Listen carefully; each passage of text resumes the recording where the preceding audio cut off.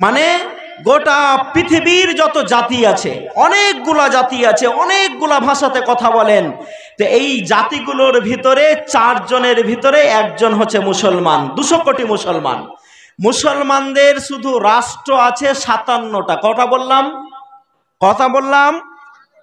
57টা, 57।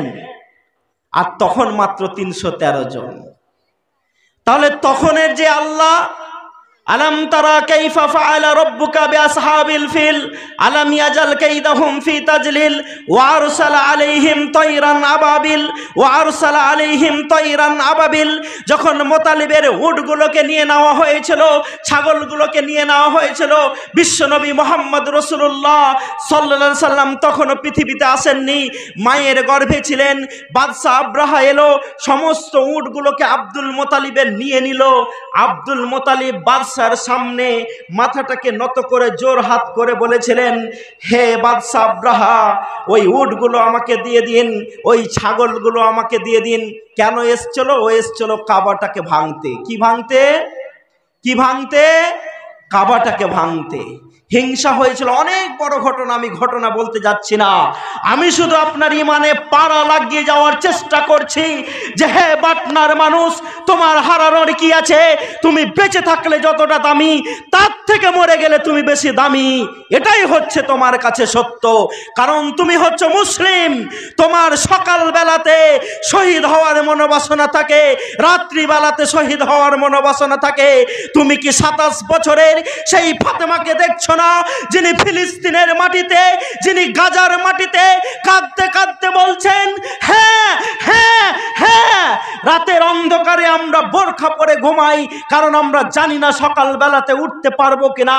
যদি শহীদ হয়ে আমরা আল্লাহর কাছে চলে যাই, তোমার 27 বছরের একজন যুবতী বোনের যদি এই আশা হয়, তাহলে 40 বছরের 30 বছরের বাটনার তুমি তরতাজা যুবক আছো, তোমার কি এই বাসনা হয় না?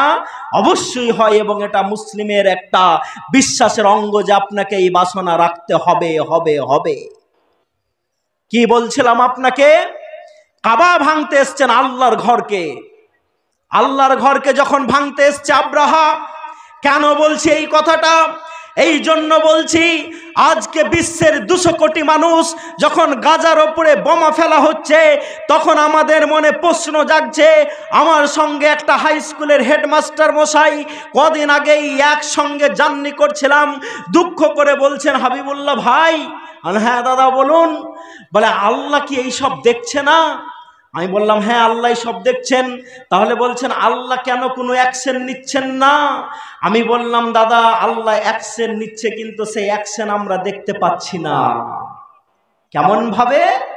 বলে, আয়রন ডোম, পৃথিবীতে একটা রাষ্ট্র যার আকাশটাকেও জাল দিয়ে ঘেরা হয়েছে, ওইখানে কোনো মিসাইল অ্যাটাক করতে পারবে না। 7ই অক্টোবর কারাগো একসঙ্গে 7000 মিসাইল আয়রন ডোমকে ভেদ করে ইসরায়েলের মাটিতে পাঠিয়ে দিল। এটা যদি আল্লাহর সাহায্য না হয় তো সম্ভব আছে? যারা খেতে পায় না, যাদের বিজলি নাই, যাদের শিক্ষা নাই, যাদের কর্ম নাই, তারা 7000 মিসাইল কোথায় পায়? ভাবছেন না? বলে, হাবিবুল্লাহ দেখতে কি পাই না? আমি বললাম, হ্যাঁ মাস্টার মশাই দেখতে পান। বলে, অ্যাকশন কেন হয় না? আমি বললাম দাদাকে, হেডমাস্টার মশাইকে, যে হ্যাঁ দাদা, যদি আল্লাহ সব অ্যাকশন নেবেন, তাহলে আপনি শহীদের মর্যাদাটা কোথায় পাবেন? যদি বিশ্বনবী মুহাম্মদ রাসূলুল্লাহ সাল্লাল্লাহু আলাইহি সাল্লামকে তায়েফের মাটিতে পাথরে খেয়ে খেয়ে শরীর থেকে রক্ত ঝরাতে হয়, তাহলে আজকের হাবিবুল্লাহ তুমি শুধু মুখে লেকচার দিয়ে জান্নাত চলে যাবে, এটা হবে না, এটা হতে পারে না, এটা হতে পারে না। তোমাকেও পরীক্ষা দিতে হবে। তুমি যখন লা ইলাহা ইল্লাল্লাহ মুহাম্মাদুর রাসূলুল্লাহ আমানতু বিল্লাহি ওয়া মালাইকাতিহি ওয়া কুতুবিহি ওয়া রাসূলিহি যখন বলেছো, তখন সেই মানের ছাড়টা তোমাকেও খেতে হবে। হবে কি হবে না? হবে কি হবে না? তাই আমরা দেখলাম পৃথিবীর আরেকটা সুপ্রিম পাওয়ার, যারা বলতো we are the supreme power in this world, আমাদের শক্তির সামনে পৃথিবীটা একটা বাচ্চা, সেই রাশিয়া, রুশ, যার প্রেসিডেন্ট আজকে কে? পুতিন।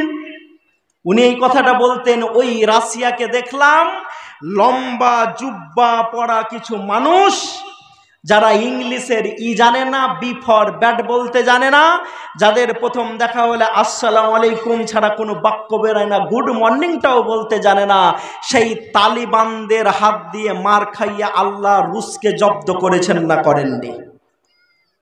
করেননি? রাশিয়াকে ভাঙেননি? রাশিয়াকে 80-র দশকে আল্লাহ ভেঙে চুরমার করে দিয়েছেন একটা অশিক্ষিত বর্বর জাতির হাত দিয়ে, সেটা হচ্ছে আফগানিস্তান।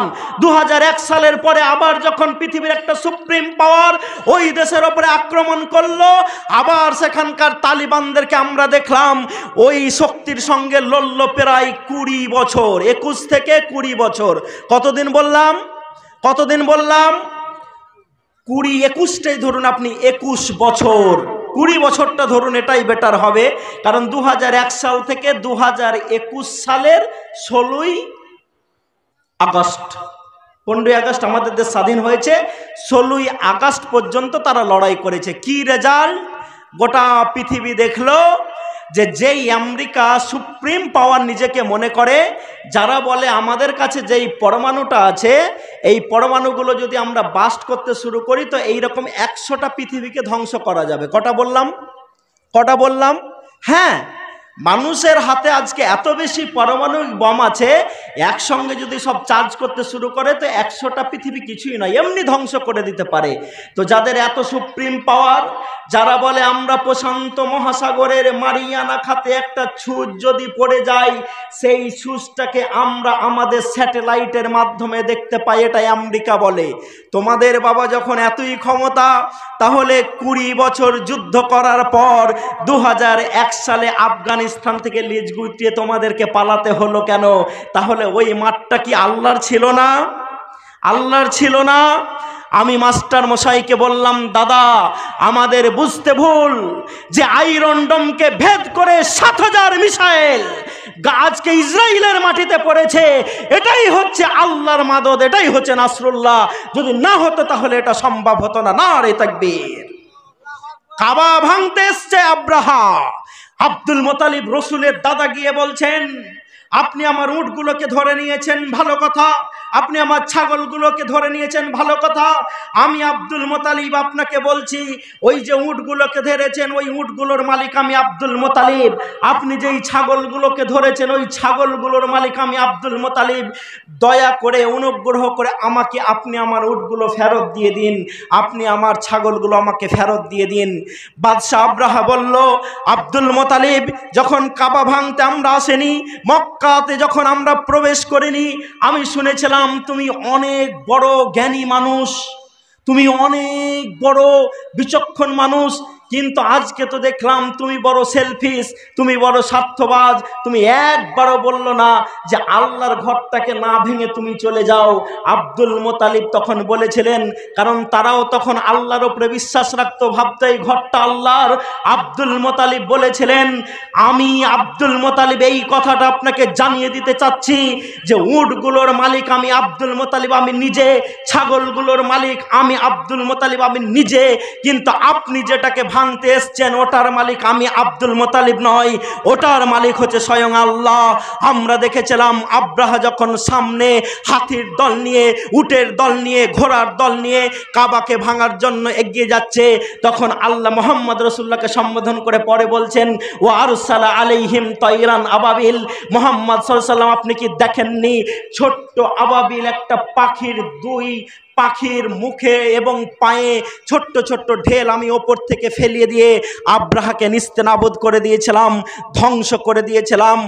আজকে পৃথিবীর 200 কোটি মানুষ যদি আবার আবাবিলের দিকে তাকিয়ে থাকে, তাহলে প্রথমে আমাদেরকে মার খেতেই হবে, আর এটাই চূড়ান্ত কথা। আচ্ছা, জান্নাতকে কে যেতে চান? হাত তুলুন তো। আমি যেতে চাই জান্নাত। জান্নাতকে কে যেতে চান? হাত তুলুন তো। মা বোনেরা সব জান্নাত যেতে চান? সবাই জান্নাত যেতে চায়।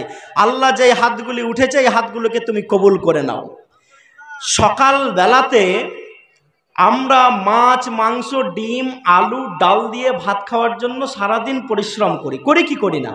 করি, এই সামান্য দুনিয়াবি জীবনটাকে কাটানোর জন্য।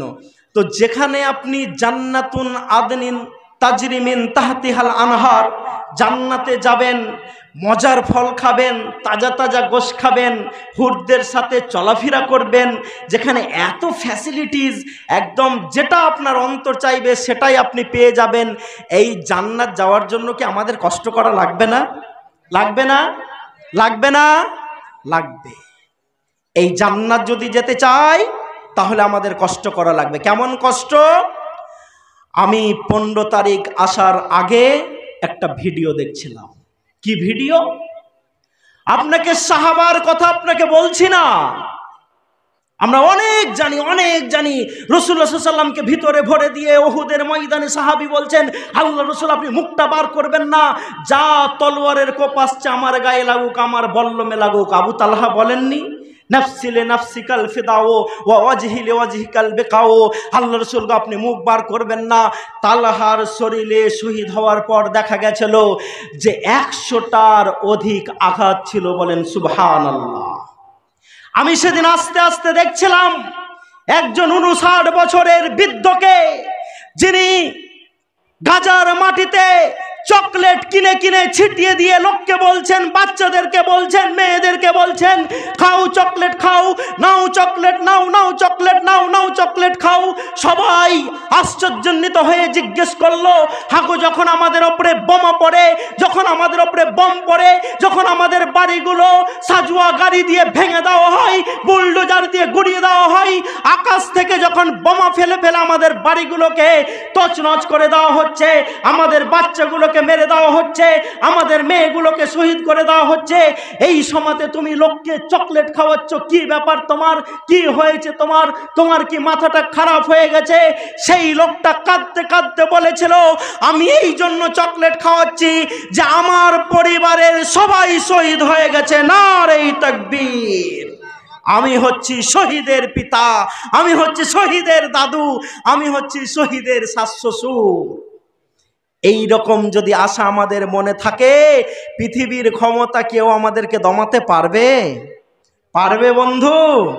জোরে করে বলুন না, পারবে?